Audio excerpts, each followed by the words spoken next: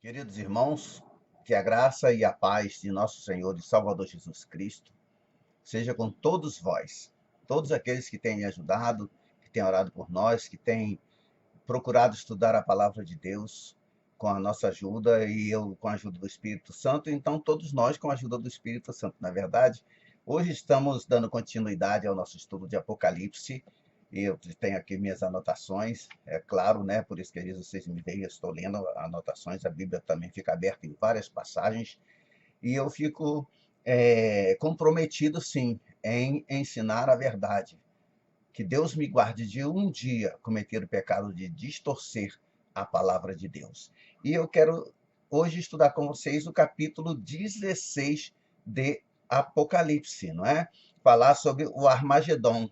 Nós, no capítulo 15, falamos sobre a preparação para as 7 últimas pragas e também, se os irmãos forem buscar nos nossos estudos, nós mencionamos no tal coisa, a preparação sobre as 7 últimas pragas e tudo, nos capítulos 8 e 9. E agora o que eu procuro trazer hoje para vocês são novos detalhes sobre a mesma coisa que a gente encontra no capítulo 16. Eu convido você a abrir a sua Bíblia em Apocalipse 16, para nós lermos os versículos 12 a 16. Amém? Entenderam? Capítulo 16, mas vamos ler os versículos 12 ao 16. Se você já abriu, acompanhem comigo, por favor.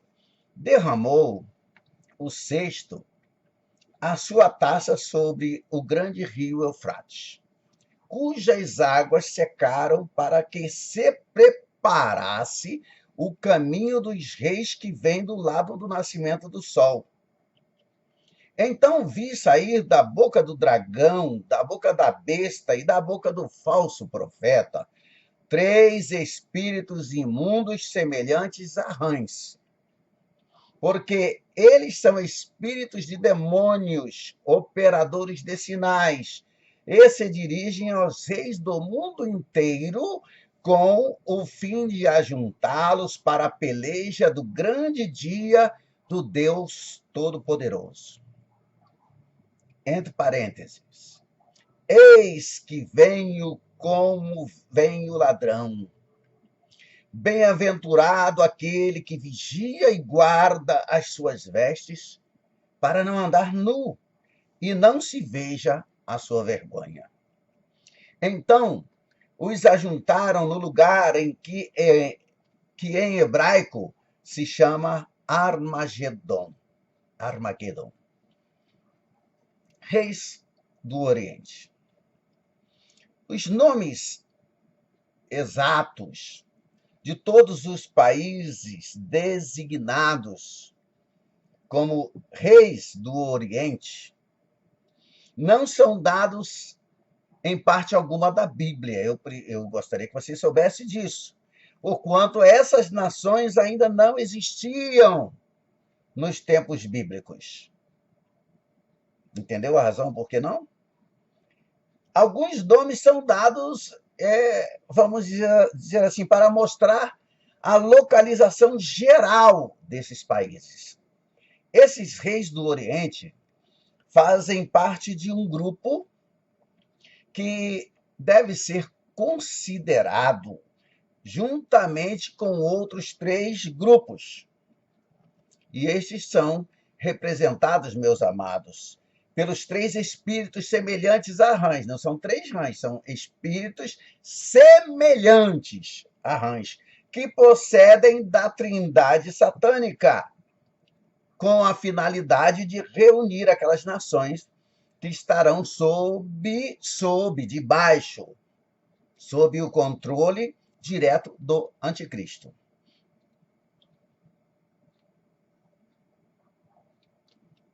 4 é o número do mundo. Falamos isso quando estudamos numerologia bíblica. Sempre que o número 4 é empregado, com esse sentido especial, o mundo inteiro, toda a Terra, todo o planeta, está em vista. Os 3 espíritos semelhantes a rãs sairão em 3 direções diferentes para agir sobre os três grupos de nações. Existe outro grupo, mais ou menos independente, que completa o número de 4. Esse grupo também envia forças para a Palestina, ainda que por outra razão e não pela convocação do anticristo, viu? Por outra razão. Esse grupo não é pela convocação do anticristo. Esse quarto grupo é conhecido no Apocalipse como os reis do Oriente. O mundo, todos sabemos, embora eu já tenha visto alguns absurdos na internet, é um globo. E todas as nações ficam a leste da Palestina. Não é preciso, não é necessário que sejam países que nós aqui, né, no continente americano, consideraríamos orientais. Nabucodonosor era chamado de rei do norte, não porque a Babilônia ficasse ao norte da Palestina, mas porque os babilônios sempre entravam na Palestina vindo do norte. É por isso.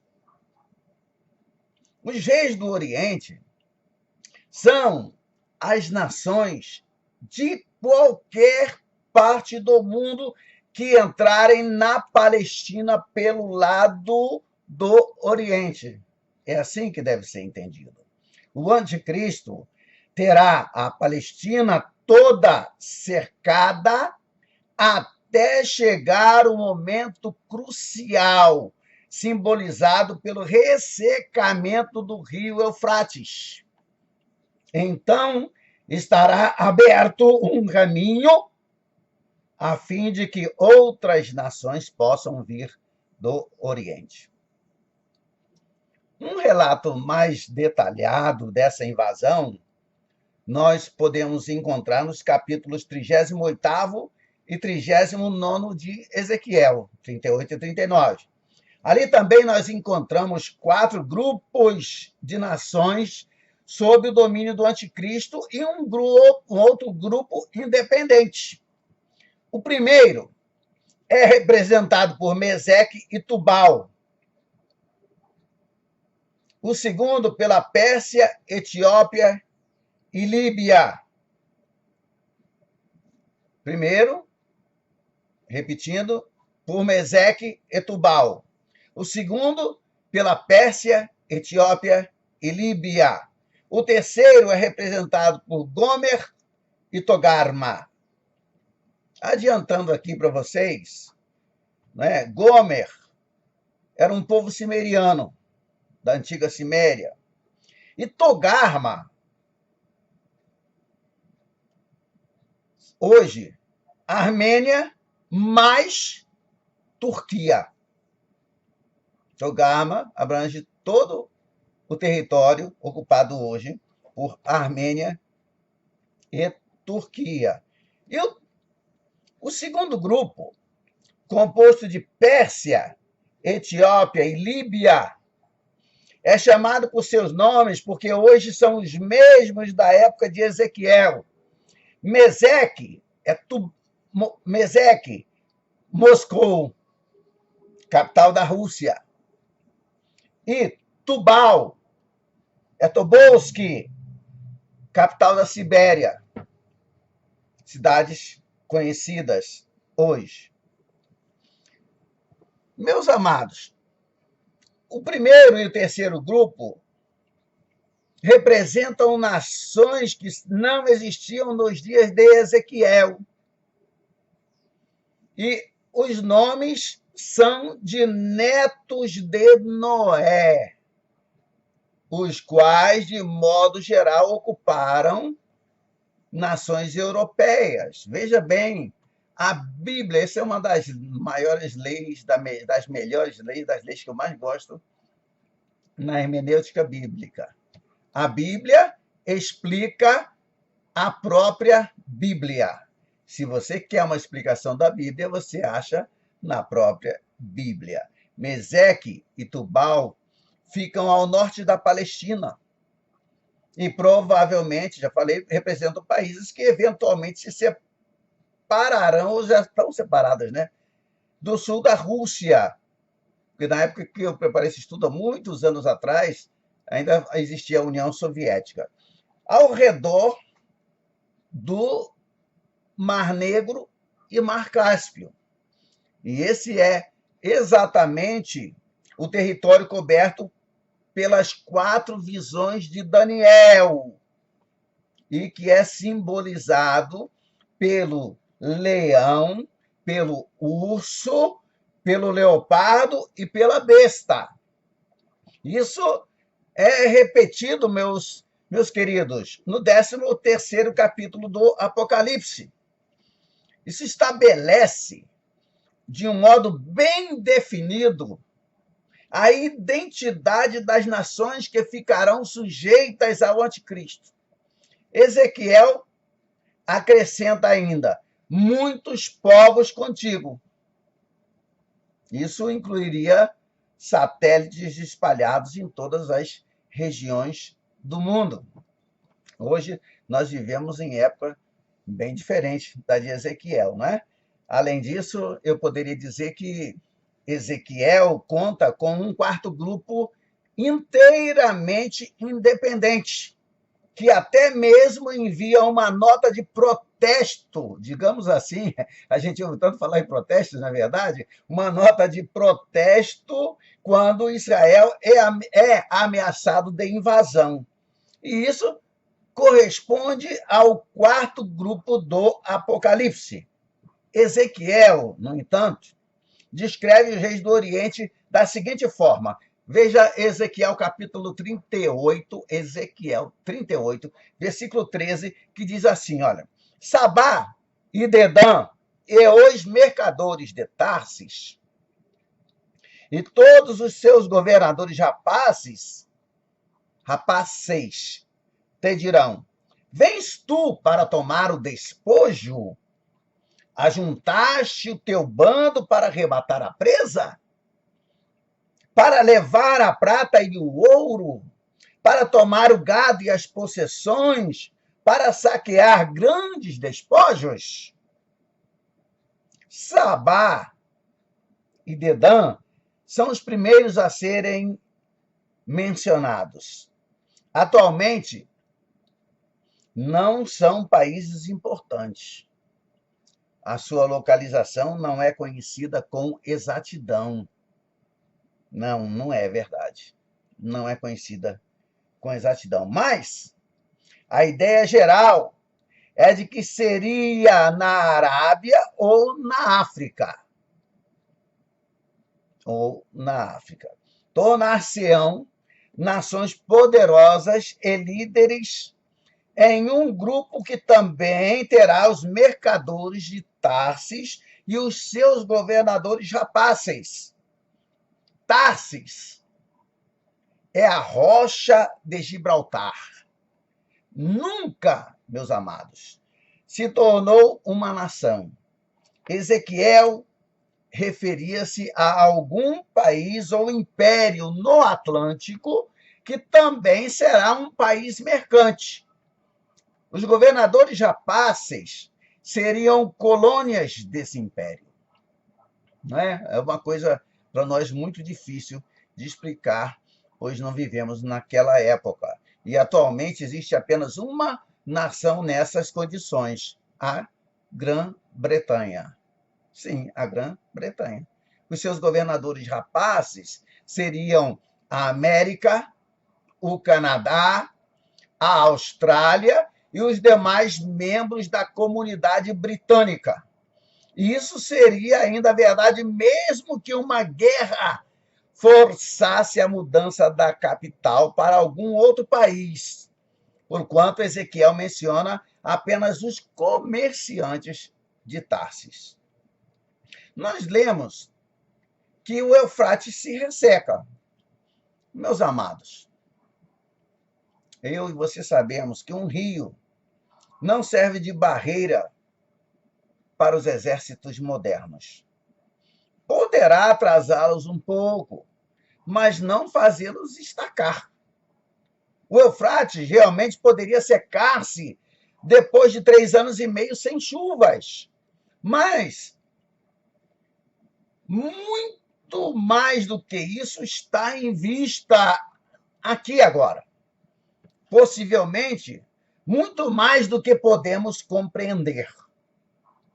Os 200 milhões de espíritos malignos que ali estiverem, ou estiveram, melhor falando, aprisionados, serão soltos.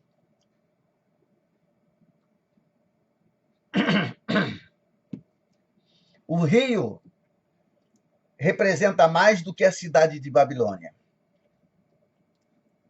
Inclui a nação inteira.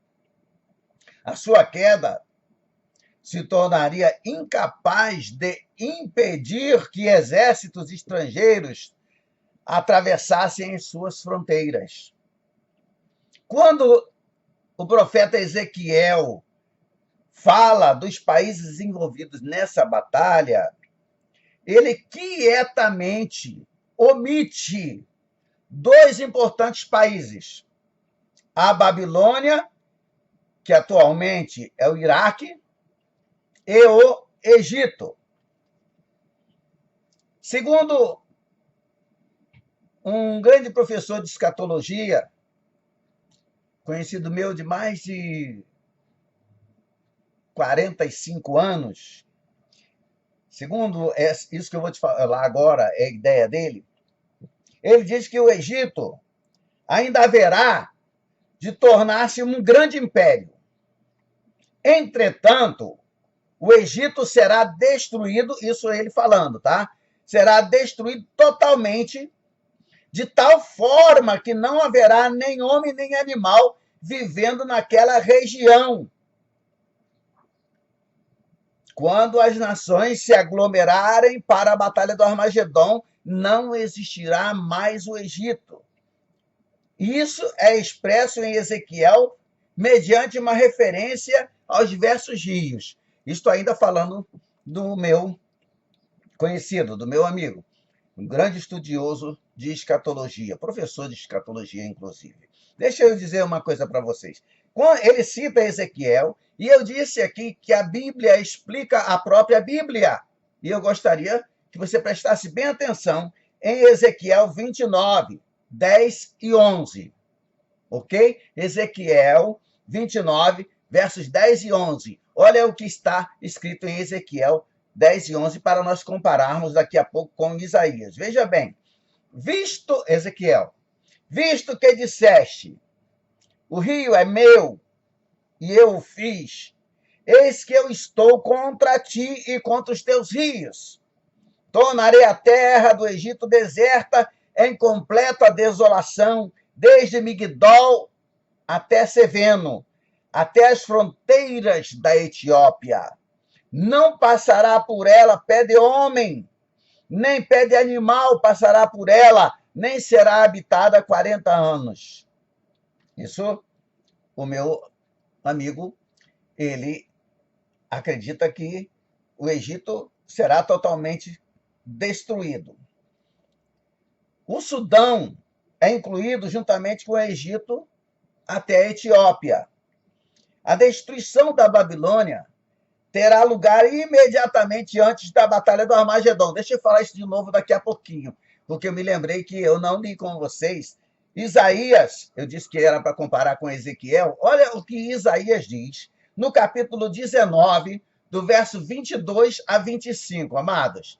Olha, Isaías 19, verso 22 a 25. Olha que palavra linda, que palavra abençoada, que palavra que mostra como o nosso Deus é misericordioso. 22 diz assim: e ferirá o Senhor aos egípcios, feri-los-á, mas também os curará, e eles se voltarão para o Senhor, que ouvirá as súplicas deles e os curará. Verso 23. Naquele dia haverá estrada do Egito até a Assíria. E os assírios virão ao Egito, e os egípcios irão à Assíria. E os egípcios adorarão com os assírios. Verso 24. Naquele dia, Israel será o terceiro com os egípcios e os assírios. Uma bênção no meio da terra. Verso 25 de Isaías 19. Porquanto o Senhor dos exércitos os tem abençoado, dizendo: bem-aventurado seja o Egito, meu povo, e a Assíria, obra de minhas mãos, e Israel, minha herança. Que coisa interessante, não é verdade? Que coisa que eu digo maravilhosa. O nosso Deus, Deus da graça, Deus tem prazer na misericórdia. Ele nos criou a todos. Um Deus que não faz acepção, que tem prazer em perdoar. Irmãos, aleluia, glória a Deus. É maravilhoso meditar na grandiosidade desse nosso Deus Todo-Poderoso, nosso Pai, o Eterno, o Bendito. Oh, que coisa maravilhosa. Que coisa gloriosa, irmãos. Faz o nosso coração palpitar de alegria. De alegria. Voltando aqui. A destruição da Babilônia terá lugar imediatamente antes da batalha do Armagedon, pelo que já não existirá a Babilônia quando os exércitos da besta se reunirem. Isso é expresso no Apocalipse com os mesmos termos utilizados pelo profeta Ezequiel, o ressecar do rio. Ele diz: eis que venho como vem o ladrão. Ou seja, repentinamente, inesperadamente. Inesperadamente. E essa é a única conexão direta com a seção que lhe é paralela em nossos estudos, mas é muito importante. A ação terá lugar ou acontecerá, para falar mais claramente, entre a sexta e a sétima taça, que correspondem à sexta e à sétima trombeta. E ali é dado o período total de tempo. E eu creio que você já saiba que período é esse, né? Eu creio que qualquer um dos irmãos que tem acompanhado o estudo conosco sabe dizer, sabe que eu estou me referindo a 3 anos e meio. Agora, eu pergunto, como Satanás saberá quando reunir os seus exércitos? Por que essa emergência tão grande? Por que se concentrará tão grande força, ou seja, o mundo inteiro, contra uns poucos judeus desarmados? Sim, desarmados. Calma, a gente vai estudar. Compartilhar dos despojos talvez seja o incentivo dado às nações. Mas o objetivo de Satanás será impedir a vinda de Cristo, como se isso fosse possível, né? E dos santos. Isso é narrado com detalhes no capítulo 19, nós vamos estudar. Nesta ocasião, todavia, nós vemos apenas a mobilização dos exércitos. as circunstâncias que lançarão o reino de Satanás em grande agitação são registradas no 10º capítulo, entre a 6ª e a 7ª trombeta. Cristo, com a autoridade do livro, ou rolo aberto, tomará posse formal da terra e do mar. Isso será qual invasão vinda do espaço exterior. E os governantes do mundo reagirão como já seria de esperar se o poder deles estivesse sendo ameaçado por algum ou por um inimigo comum. As nações do mundo se esquecerão de suas divergências e se unirão contra uma força exterior. Os irmãos já devem ter visto que muitos filmes hollywoodianos estão sempre mostrando invasões do mundo exterior ou perigos vindo do espaço, onde todas as nações do mundo se unem para combater isso. Isso já é eu digo assim, já é uma antecipação.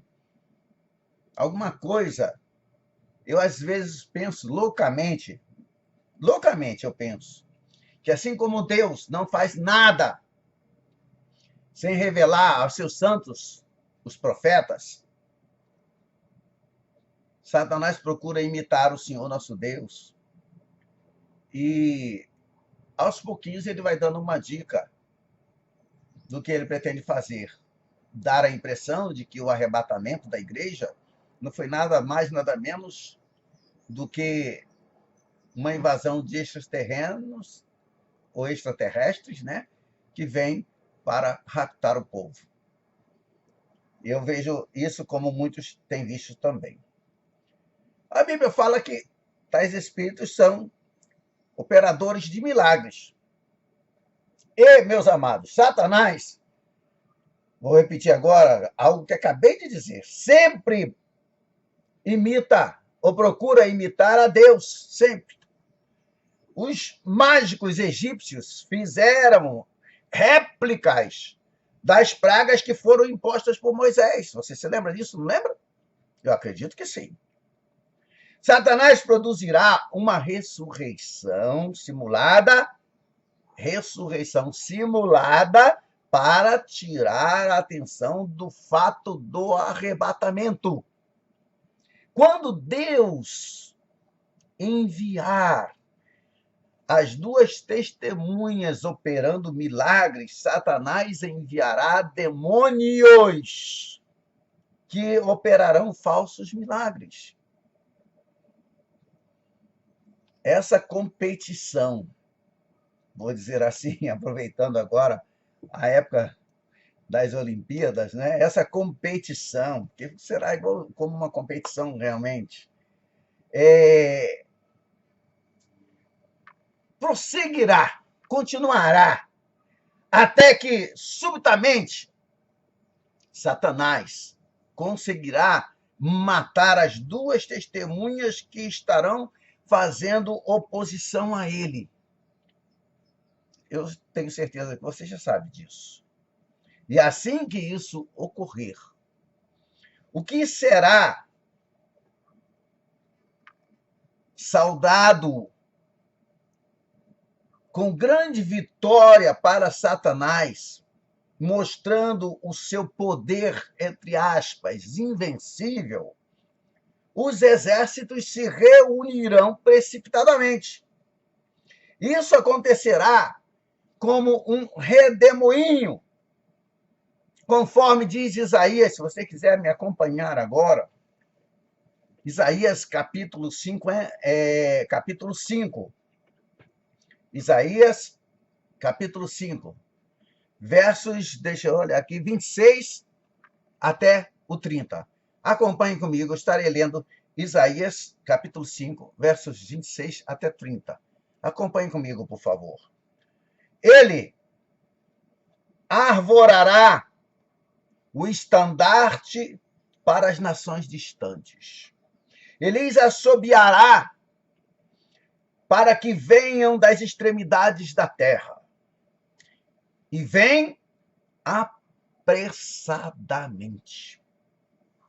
Não há entre eles cansado, nem quem tropece. Ninguém tosqueneja nem dorme. Não se lhe desata o cinto dos seus lombos, nem se lhe rompe das sandálias as correias, ou a correia, para ser exato, como diz a palavra do Senhor. As suas flechas são agudas, e todos os seus atos são retesados. As unhas dos seus cavalos dizem-se de pederneira, e as rodas dos seus carros um redemoinho. O seu rugido é como do leão. Ruge como filhos de leão, e, rosnando, arrebatam a presa e a levam, e não há quem a livre. Bramam contra eles naquele dia, como o bramido do mar. Se alguém olhar para a terra, eis que só há trevas e angústia, e a luz se escurece em densas nuvens.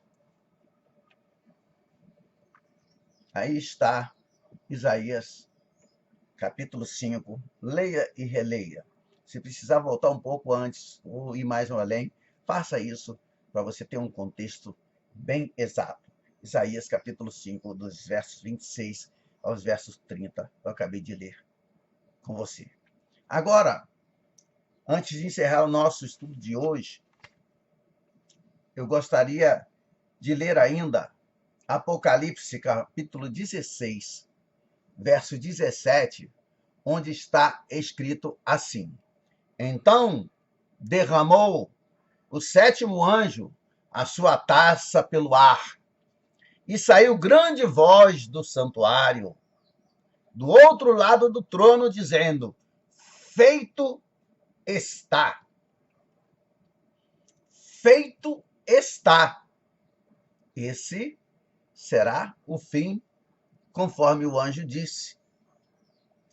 Se você comparar com o Apocalipse capítulo 10, verso 7, você vai ler o seguinte: Mas, nos dias da voz do sétimo anjo, quando ele estiver para tocar a trombeta, cumprir-se-á então o mistério de Deus, segundo ele anunciou aos seus servos, os profetas. Amados, o fogo ter-se-á apagado. Os espíritos maus terão sido dominados. Os selos terão sido abertos. As trombetas já terão sido tocadas. A grande massa das profecias já terá tido o seu cumprimento. Restará apenas um terremoto e uma guerra.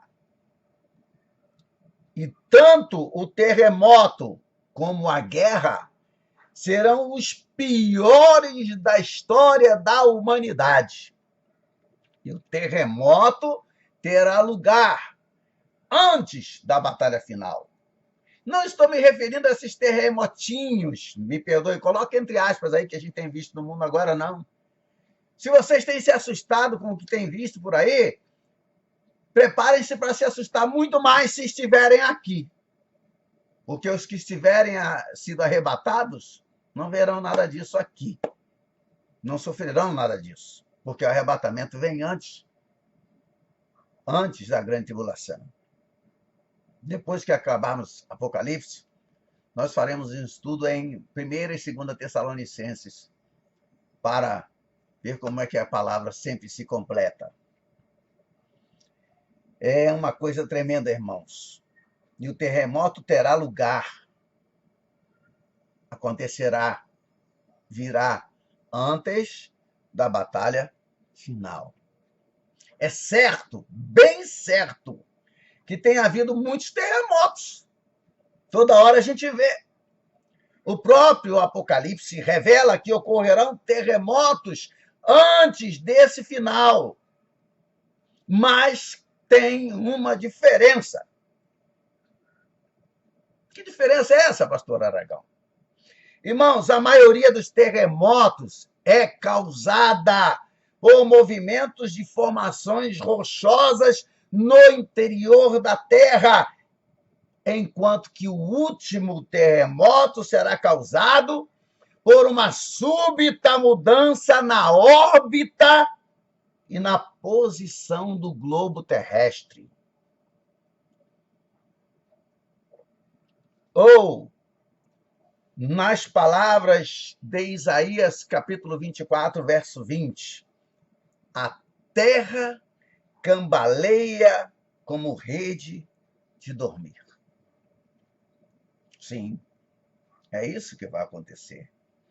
A terra, acredito que você deva saber, tem uma inclinação sobre o seu eixo de 23 graus e meio. 23 graus e meio. Isso é o que causa o frio extremo nos polos e a maior parte das tempestades e ciclones. Mas essa posição será alterada, pode ter certeza absoluta disso. Os geólogos nos afiançam que há milhões de anos passados,